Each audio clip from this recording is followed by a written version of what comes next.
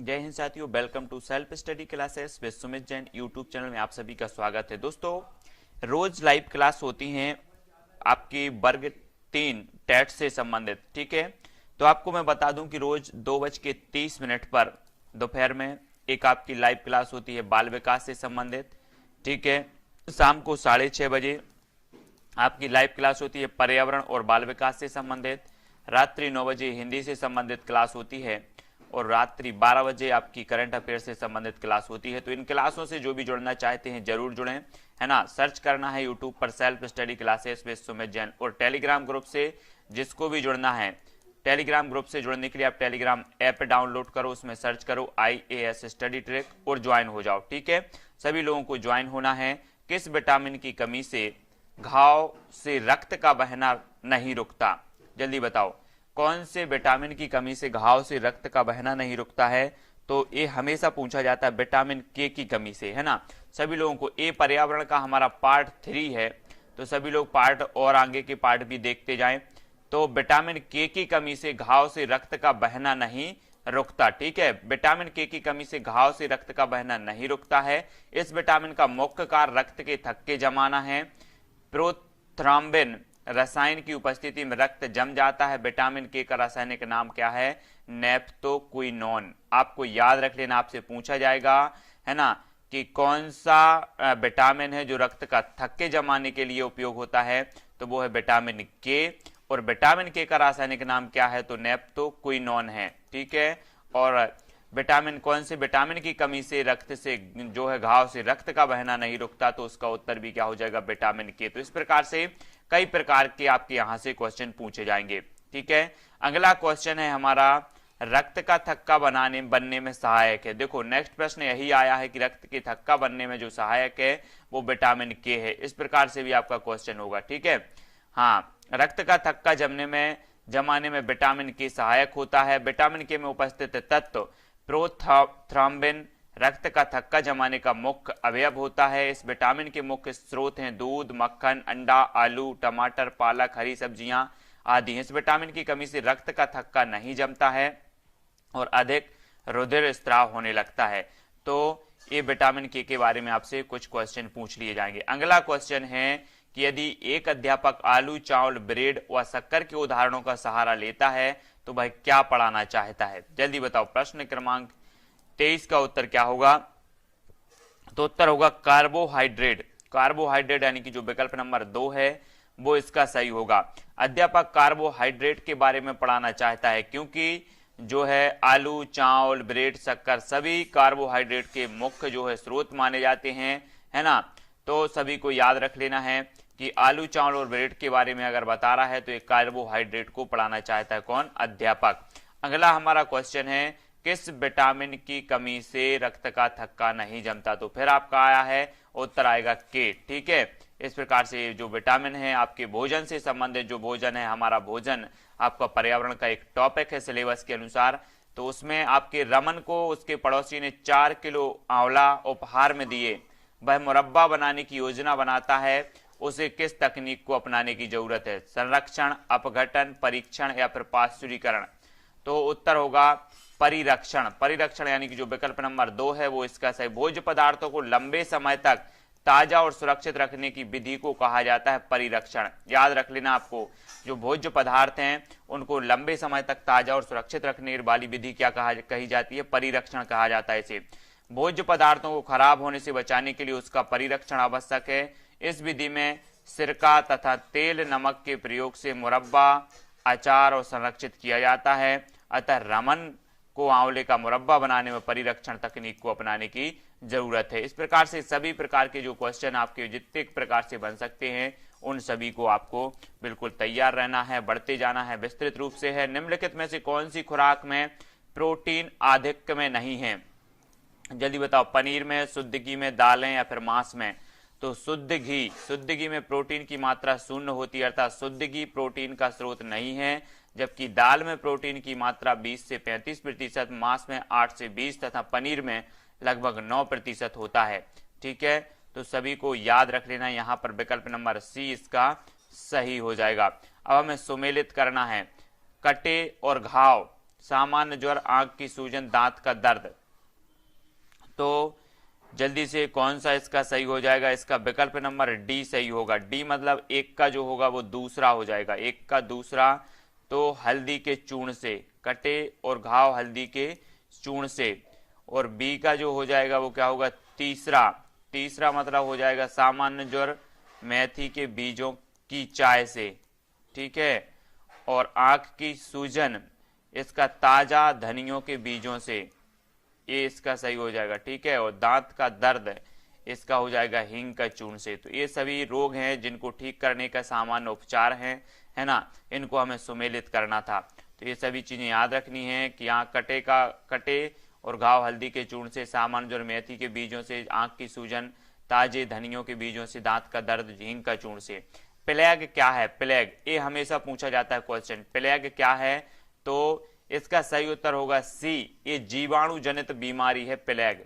क्या है? जीवाणु जनित बीमारी है, एक जीवाणु जनित बीमारी है। यह एक संक्रामक रोग है जो पास्ट्यूरेला पेस्टिस नामक जीवाणु के कारण फैलता है। इससे मानव का फेफड़ा प्रभावित होता है। चूहा प्लेग रोग का वाहक होता है। इसका अन्य नाम ब्लैक डेथ, टाउन पेस्ट भी है। आदमी को यह रोग प्रत्यक्ष संसर्ग अथवा पिस्सू दंश से लगता है। यह तीव्र गति से बढ़ता है। यह कभी कभी निमोनिया का रूप भी धारण कर लेता है। तो आपसे जीवाणु जनित बीमारी है प्लेग, याद रख लेना है विकल्प प्रश्न क्रमांक 28 का उत्तर। अगला क्वेश्चन है, ज्वर नियंत्रण में आमतौर पर सबसे अधिक प्रयोग की जाने वाली औषधि कौन सी है? ज्वर नियंत्रण में तो ब्रूफेन, बी कॉम्प्लेक्स, पैरास्टामॉल या फिर लिप 52। तो इसका सही उत्तर होगा पैरास्टामॉल। पैरास्टामॉल जो होती है वो आमतौर पर ज्वर नियंत्रण के लिए जो है प्रयोग की जाती है, ठीक है। बहुत बढ़िया। अगला हमारा क्वेश्चन, निम्नलिखित में से कौन सा स्वस्थ अस्थियों के लिए आवश्यक है? तो कौन सा है स्वस्थ अस्थियों के लिए? सभी को उत्तर बताना है। तो इसका जो सही उत्तर होगा वो क्या होगा? कैल्शियम एवं विटामिन डी, ये स्वस्थ जो है अस्थियों के लिए उपयोगी होता है। इसका डी नंबर का जो उत्तर है वो सही हो जाएगा। अगला क्वेश्चन देख लेते, विटामिन सी की कमी से होने वाली बीमारी का क्या नाम है? जल्दी से हमें बताना है। विटामिन सी की कमी से होने वाली बीमारी का नाम क्या है? तो स्कर्वी, स्कर्वी यानी कि जो विकल्प नंबर ए है वो इसका सही हो जाएगा। शरीर में विटामिन सी की कमी से स्कर्वी नामक रोग हो जाता है। इसमें दांत के मसूड़ों से खून आने लगता है तथा जख्म जल्दी नहीं भरते। विटामिन सी का रासायनिक नाम है एस्कॉर्बिक। आपसे पूछा जाता है ये क्वेश्चन, विटामिन सी का रासायनिक नाम क्या है? तो एस्कॉर्बिक एसिड होता है। यह खट्टे पदार्थों में पाया जाता है। आंवले में सबसे ज्यादा विटामिन सी पाया जाता है, ठीक है। तो सभी को याद रख लेना। आपसे पूछा भी जा सकता है कि विटामिन सी किस निम्न में से बताइए किसमें सबसे ज्यादा विटामिन पाया जाता है? तो आंवले में सबसे ज्यादा विटामिन पाया जाता है। विटामिन सी का रासायनिक नाम है एस्कॉर्बिक एसिड, ठीक है। और विटामिन सी की कमी से जो रोग होता है वो एस्कर्वी रोग होता है। ये इतने 3-4 क्वेश्चन आपके यहाँ से कवर होते हैं, इनको याद रखना है। वायरस संक्रमण से होने वाला रोग कौन सा है? जल्दी बताओ। प्रश्न क्रमांक 32 का उत्तर बताना है। वायरस संक्रमण से होने वाला जो रोग है वो है जुकाम, यानी कि जो विकल्प नंबर सी है वो इसका सही होगा। जुकाम वायरस से होने वाला संक्रमण है, जबकि टाइफाइड, कॉलरा तथा मलेरिया जल जनित रोग हैं। जुकाम ऊपरी श्वसन तंत्र का आसानी से फैलने वाला संक्रामक रोग है। इसके लक्षणों में खांसी, गले की खराश, नाक का स्त्राव और ज्वर आता है। यह आमतौर पर 1 सप्ताह में समाप्त हो जाता है। इसका मुख्य विषाणु है राइनो वायरस। तो सभी को याद रख लेना है कि जो वायरस संक्रमण से होने वाला रोग है वो जुकाम, यानी कि जो विकल्प नंबर सी है वो इसका सही होगा। नेक्स्ट है, समुद्री शैवाल किसका महत्वपूर्ण स्रोत है? जल्दी से बताओ। समुद्री जो शैवाल होता है किसका महत्वपूर्ण स्रोत है? क्लोरीन का, आयोडीन का, ब्रोमीन का या फिर लोहे का? तो इसका सही उत्तर क्या हो जाएगा? आयोडीन का, यानी कि जो विकल्प नंबर सी है वो इसका सही हो जाएगा। समुद्री शैवाल आयोडीन के प्रमुख स्रोत माने जाते हैं। इसकी कमी से गॉइटर यानी कि घेंगा रोग हो जाता है, जिसमें थायराइड ग्रंथि में सूजन आ जाती है।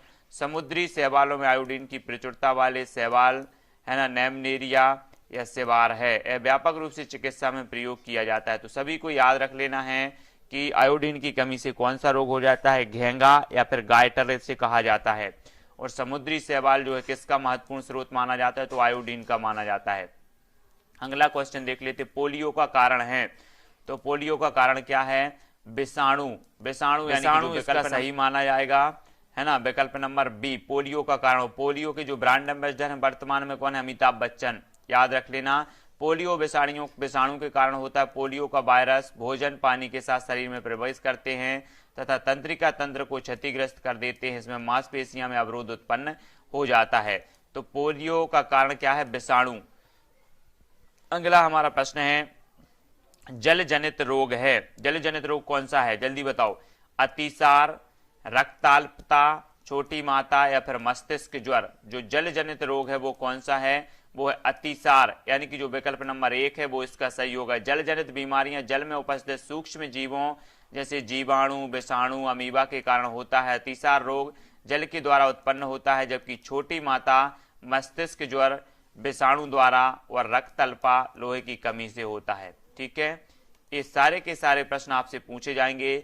धूम्रपान से होने वाला प्रमुख रोग कौन सा है? जल्दी से बताना। तपेदिक, अल्सर, कैंसर फेफड़ों का या फिर अनिद्रा। क्या हो जाएगा इसका सही उत्तर? तो जल्दी से कमेंट में लिखें। तो धूम्रपान से जो होने वाला रोग है, धूम्रपान से वो फेफड़े तथा मुख का कैंसर हो जाता है। कैंसर विषाणुजन्य रोग है। इसके अंतर्गत ऊतक नष्ट होने लगते हैं, परिणाम स्वरूप चोट घाव जल्दी भरते नहीं हैं और वे बढ़ते रहते हैं। तो सभी को याद रख लेना है। ठीक है, अगला क्वेश्चन है, चूहों के द्वारा फैलने वाला रोग कौन सा है? प्रश्न क्रमांक 37 का उत्तर सभी को बताना है।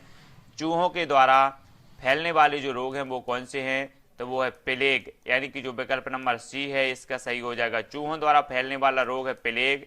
प्लेग के वायरस को पिस्सू कहते हैं तथा पिस्सू परजीवी के रूप में चूहों पर निर्भर रहते हैं। प्लेग से शरीर के फेफड़े तथा लाल रक्त कणिकाएं प्रभावित होती हैं।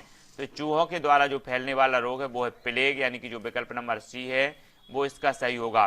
रोनाल्ड रॉस का संबंध निम्न में से किससे है? जल्दी से हमें बताना। प्रश्न क्रमांक 38 का, रोनाल्ड रॉस का संबंध हैजा, ट्यूबरक्यूलोसिस, चेचक या फिर मलेरिया? तो उत्तर होगा मलेरिया। रोनाल्ड रॉस का संबंध है मलेरिया से। प्रसिद्ध ब्रिटिश चिकित्सक थे। उन्होंने 1902 में मलेरिया बुखार के परजीवी प्लाज्मोडियम की खोज के लिए चिकित्सा का नोबेल पुरस्कार दिया गया। मलेरिया मादा एनोफिलीज मच्छर के काटने से होता है, जो इस परजीवी को मनुष्य के शरीर में छोड़ता है। इसमें रोगी को सर्दी, सिरदर्द के साथ साथ बुखार भी आता है। सिनकोना वृक्ष की छाल से प्राप्त कोनेन नामक औषधि का उपयोग मलेरिया के उपचार में किया जाता है। तो सभी को याद रख लेना है कि जो रोनाल्ड रॉस का संबंध है वो किससे है? तो वो मलेरिया से है। अगला क्वेश्चन देख लेते हैं, निम्न में से कौन संक्रामक रोग नहीं है?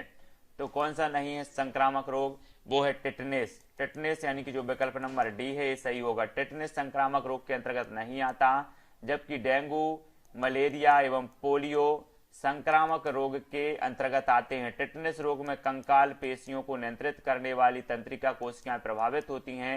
यह बैक्टीरियम क्लॉस्ट्रीडियम नामक बैक्टीरिया से होता है। टिटनेस का अन्य नाम है धनुष टंकार एवं लाकजा। ठीक है, तो सभी को याद रखना है। इस प्रकार से कुछ महत्वपूर्ण क्वेश्चन आपसे पूछे जाएंगे। डेंगू रोग का वाहक है। डेंगू रोग सभी लोग जानते होंगे डेंगू, और डेंगू रोग का जो वाहक है वो एडीज मच्छर है, यानी कि जो विकल्प नंबर ए है वो इसका सही होगा। डेंगू रोग एडीज मादा मच्छर के काटने से होता है। एडीज मच्छर को टाइगर मच्छर भी कहते हैं। यह एक विषाणु जनित रोग है। डेंगू के बुखार में रोगी को ठंड लगने के साथ तेज बुखार आता है। इसके अलावा आंखों में सूजन, सिर एवं जोड़ों में दर्द होता है, इसलिए डेंगू को हड्डी तोड़ बुखार भी कहा जाता है। ठीक है, और एक टाइगर मच्छर के काटने से होता है डेंगू जो रोग होता है। एडीज मच्छर या फिर इसे टाइगर मच्छर भी कहा जाता है। ठीक है, अगला क्वेश्चन है, छोटी माता एवं रेबीज रोग का कारण क्या होता है? छोटी माता और रेबीज रोग का जो कारण होता है वो होता है वायरस। वायरस यानी कि जो विकल्प नंबर 1 है वो सही हो जाएगा। छोटी माता, एड्स एवं रेबीज रोग विषाणु के कारण होते हैं, है ना। अन्य शोध पेचिस आदि रोग प्रोटोजोआ अमीबा के कारण और टाइफाइड बैक्टीरिया के कारण होता है। तो इतने महत्वपूर्ण जो प्रश्न थे वो यहाँ पर हमने चर्चा की है। और भी हमारा जो अगला प्रश्न है वो क्या है, हम भोजन करते हैं एवं पाचन होता है, इस पचित भोजन के उपयोगी पदार्थों का अवशोषण होता है। तो इसका सही उत्तर होगा छोटी आंत की दीवार से, यानी कि विकल्प नंबर बी। शरीर में पचे हुए भोजन के उपयोगी पदार्थों का अवशोषण छोटी आंत की दीवारों से होता है। पचा हुआ भोजन अवशोषित होकर छोटी आंत की दीवार में स्थित वाहिकाओं में चला जाता है। छोटी आंत की आंतरिक भित्ति पर अंगुली के समान उभरी हुई संरचनाएं होती हैं जिन्हें दीर्घरोम अथवा रसांकुर कहते हैं। दीर्घरोम पचे हुए भोजन के अवशोषण हेतु तल क्षेत्र बढ़ा देते हैं। यानी कि जो विकल्प नंबर बी है वो इसका सही हो जाएगा। अगला क्वेश्चन देख लेते हैं, निम्न में से कौन सा कथन गलत है, जल्दी से हमें बताना है। तो इसका सही उत्तर होगा बी, चावल वनस्पति तेल का अच्छा स्रोत है। ये जो है गलत है। चावल वनस्पति तेल का स्रोत नहीं बल्कि धान की भूसी वनस्पति तेल का अच्छा स्रोत है ना। तो याद रख लेना विकल्प नंबर बी इसका सही हो जाएगा। दालों में प्रोटीन प्रचुर मात्रा में होता है, बिल्कुल होता है। क्विनीन जो कि एक मलेरिया की औषधि है, सिनकोना के नामक पौधे से प्राप्त होती है। हरी सब्जियां विटामिन एवं खनिज लवणों का अच्छा स्रोत है। तो ये जो है चावल वनस्पति तेल का अच्छा स्रोत, ये गलत है क्योंकि जो धान की भूसी होती है वो वनस्पति तेल का अच्छा स्रोत मानी जाती है। अगला क्वेश्चन है, दूध का पाश्चुरीकरण कैसे किया जाता है, हमें जल्दी से बताना है। दूध का पाश्चुरीकरण कैसे किया जाता है, तो इसका उत्तर होगा विकल्प नंबर डी, 71 अंश सेंटीग्रेड पर 15 सेकंड तक या 62 अंश सेंटीग्रेड पर 32 मिनट तक गर्म करके जो है दूध का पाश्चुरीकरण करने के लिए दूध को 71 अंश सेंटीग्रेड पर 15 सेकंड तथा 62 अंश सेंटीग्रेड पर 32 मिनट तक गर्म किया जाना चाहिए। दूध का पाश्चुरीकरण करने से दूध में उपस्थित जीवाणु तथा बीजाणु मृत हो जाते हैं। सभी को याद रख लेना है, मलेरिया रोग होता है तो किसके कारण होता है, सभी को पता है कि प्लाज्मोडियम फाल्सीपेरम के कारण होता है। मलेरिया एक वाहक जनित संक्रामक रोग है। यह रोग प्लाज्मोडियम फाल्सीपेरम नामक प्रोटोजोआ परजीवी के कारण फैलता है। मलेरिया के परजीवी का वाहक मादा एनफ्लीज मच्छर है। इसके काटने पर मलेरिया के परजीवी लाल रक्त कोशिकाओं में प्रवेश करके बहुगुणित होते हैं जिससे रक्तहीनता के लक्षण उभरते हैं। तो ये कुछ महत्वपूर्ण प्रश्न हैं जो आपके एग्जाम में पूछे जा सकते हैं। आपके सिलेबस के अनुसार ये जो हैं बहुत बढ़िया हैं। अगला हमारा क्वेश्चन है, कौन सी बीमारी दूषित जल पीने से फैलती है, जल्दी से बताना है। प्रश्न क्रमांक 46 का उत्तर क्या होगा, तो 46 का जो उत्तर हो जाएगा वो हो जाएगा टाइफाइड। टाइफाइड दूषित जल पीने से जो है फैलती है। टाइफाइड रोग दूषित जल पीने से फैलता है। इसे आंत्र ज्वर, आंत का बुखार भी कहा जाता है। यह रोग साल्मोनेला टाइफोसा नामक जीवाणु से होता है जो दूषित जल में पाया जाता है। तो आपको याद रख लेना है, दूषित जल पीने से जो बीमारी होती है वो है टाइफाइड, यानी कि जो विकल्प नंबर बी है वो इसका सही हो जाएगा। तंबाकू की आदत किससे होती है, तो तंबाकू की जो आदत होती है वो निकोटीन से होती है, यानी कि जो विकल्प नंबर सी है वो इसका सही हो। तंबाकू के नियमित सेवन से उसमें उपस्थित निकोटीन के कारण तंबाकू खाने की क्या पड़ जाती है, आदत पड़ जाती है। तो सभी को याद रख लेना है, निकोटीन के कारण तंबाकू की आदत होती है। पल्स पोलियो कार्यक्रम का उद्देश्य क्या है, जल्दी से बताना है। तो पल्स पोलियो कार्यक्रम का जो उद्देश्य है पोलियो का संपूर्ण उन्मूलन करना, पोलियो का संपूर्ण उन्मूलन करना इसका उद्देश्य है। पल्स पोलियो कार्यक्रम की शुरुआत कब हुई थी, तो 1995-96 में शुरू किया गया था पल्स पोलियो कार्यक्रम। और इस कार्यक्रम का उद्देश्य पोलियो का संपूर्ण उन्मूलन या फिर पोलियो को समाप्त करना। 24 फरवरी 2012 को भारत को जो है पोलियो मुक्त घोषित कर दिया गया। आपसे पूछा जा सकता है कि पल्स पोलियो कार्यक्रम कब शुरू किया गया, तो 1995-96 में। और भारत को पोलियो मुक्त कब घोषित किया गया, तो 24 फरवरी 2012 को। पल्स पोलियो कार्यक्रम का ब्रांड एम्बेसडर महानायक अमिताभ बच्चन को नियुक्त किया गया है। सभी लोगों को याद रख लेना है, इतने सारे क्वेश्चन आपसे पूछे जाएंगे।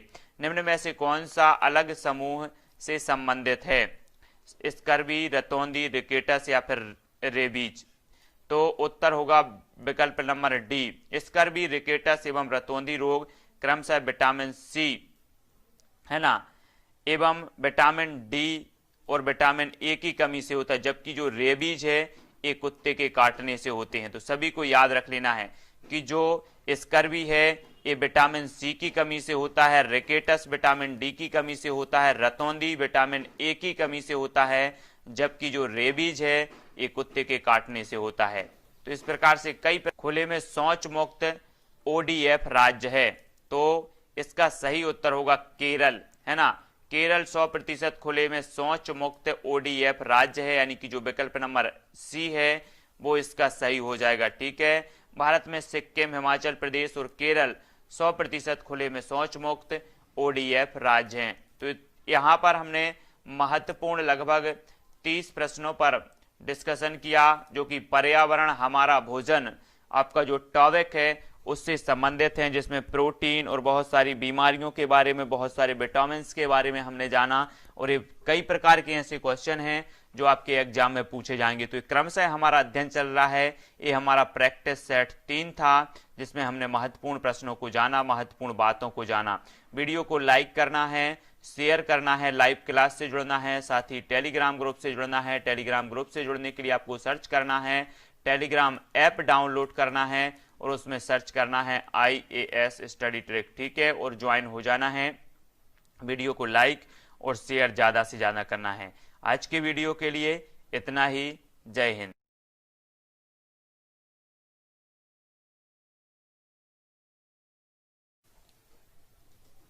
जय हिंद साथियों, welcome to self study classes with Sumit Jain YouTube channel में आप सभी का स्वागत है। दोस्तों, एमपी टेट पर्यावरण से संबंधित निरंतर टेस्ट सीरीज चल रही है, उसी में अगली कड़ी में हमारा पार्ट 4 है। ठीक है, आपसे निवेदन करूंगा कि लाइव क्लासों से जरूर जुड़ें।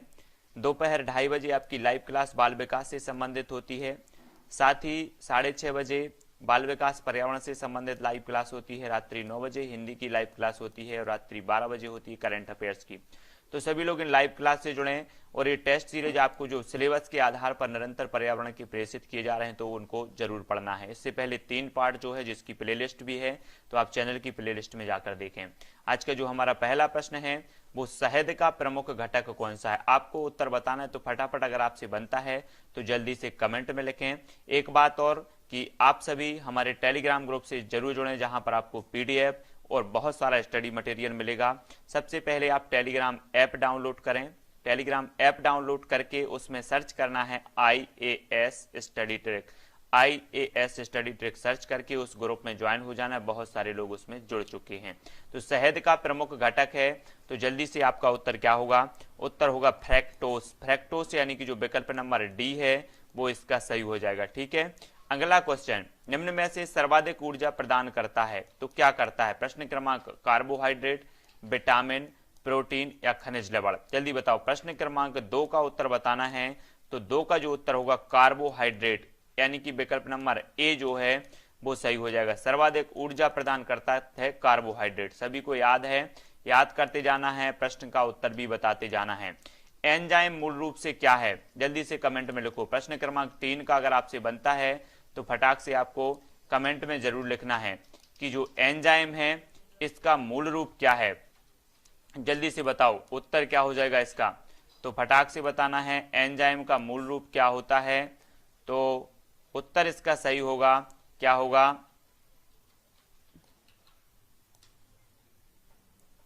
जल्दी जल्दी से सभी को बताना है। प्रश्न क्रमांक 3 का उत्तर हो जाएगा बी, प्रोटीन, है ना। एंजाइम का मूल रूप होता है प्रोटीन, यानी कि जो विकल्प नंबर बी है वो इसका सही हो जाएगा। अगला क्वेश्चन है, सबसे अधिक प्रोटीन पाया जाता है तो बताओ, उड़द के दाने में, मटर के दाने में, सोयाबीन के दाने में या फिर अरहर के दाने में।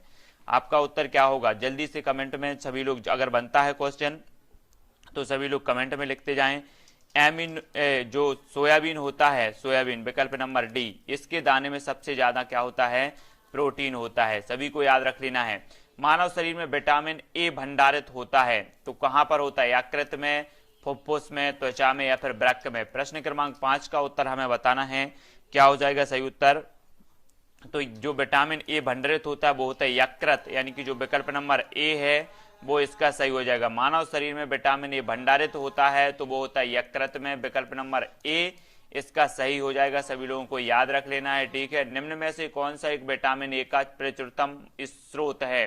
जल्दी बताओ। विटामिन ए का प्रचुरतम जो स्रोत है वो क्या माना जाता है? अगर आपसे पूछा जाता है कि विटामिन ए की कमी से कौन सा रोग होता है, तो आपका उत्तर होगा रतौंधी। ठीक है, विटामिन ए की कमी से होता है रतौंधी। लेकिन विटामिन ए का जो प्रचुरतम स्रोत माना जाता है वो क्या माना जाता है, तो इसका सही उत्तर होगा आम। सभी को याद रख लेना है, विटामिन डी का प्रचुरतम स्रोत माना जाता है, यहाँ प्रचुरतम पूछा गया है। ठीक है, इसलिए आम इसका सही उत्तर होगा। पैकेट का दूध संरक्षित किया जाता है रसायनों द्वारा, हिमीकरण द्वारा, पाश्चुरीकरण द्वारा या किण्वन द्वारा। प्रश्न क्रमांक 7 का उत्तर आपने देखा होगा, पैकेट में दूध आता है और इसको संरक्षित किस प्रकार से किया जाता है, तो इसका सही उत्तर होगा पाश्चुरीकरण, यानी कि जो विकल्प नंबर सी है वो इसका सही हो जाएगा। पाश्चुरीकरण द्वारा इसको संरक्षित किया जाता है। अब आपको बताना है कुपोषण नहीं है, तो पोषण की कमी, उचित शारीरिक विकास, प्रतिरोधक क्षमता की कमी या बौद्धिक क्षमता में कमी। जल्दी से कमेंट में लिखो। प्रश्न क्रमांक 8 का उत्तर सभी को बताना है। उत्तर क्या हो जाएगा 8 का, जल्दी बताओ। उत्तर 8 का जो होगा वो क्या होगा, 8 का हो जाएगा सी, उचित शारीरिक विकास।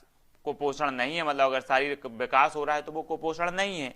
विश्व एड्स दिवस कब मनाया जाता है, जल्दी से कमेंट में लिखना। प्रश्न क्रमांक 9 का उत्तर हमें बताना है, तो इसका सही उत्तर जल्दी जल्दी बताओ। उत्तर हो जाएगा विकल्प नंबर ए, 1 दिसंबर को मनाया जाता है विश्व एड्स दिवस। ठीक है, सभी को याद रख लेना है, 1 इसका सही हो जाएगा।